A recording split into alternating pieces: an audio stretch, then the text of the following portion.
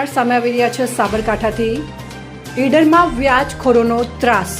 Idar police station વિસ્તારમાં વ્યાજખોરોનો ત્રાસ યથાવત।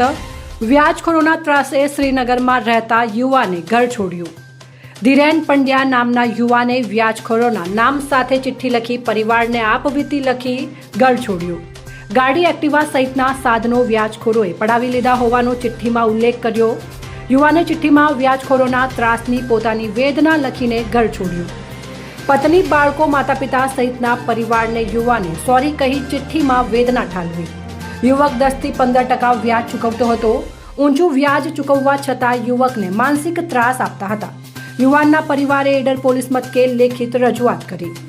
સાબરકાંઠા જિલ્લામાં દિન પ્રતિદિન વ્યાજખોરોનો ત્રાસ વધી રહ્યો છે। તાજેતરમાં વડાલીમાં વ્યાજખોરોના ત્રાસને પગલે એક જ પરિવારના 5 સભ્યોએ આપઘાત કર્યો હતો। ઈડરનો યુવાન ઘર છોડી જતા રહેતા પરિવારે વ્યાજખોરો સામે કડક કાર્યવાહી કરવાની માંગ કરી। યુવાને ચિઠ્ઠીમાં વ્યાજખોરોના નામ પણ લખ્યા। અહેવાલ ભરત પટેલ, સાબરકાંઠા।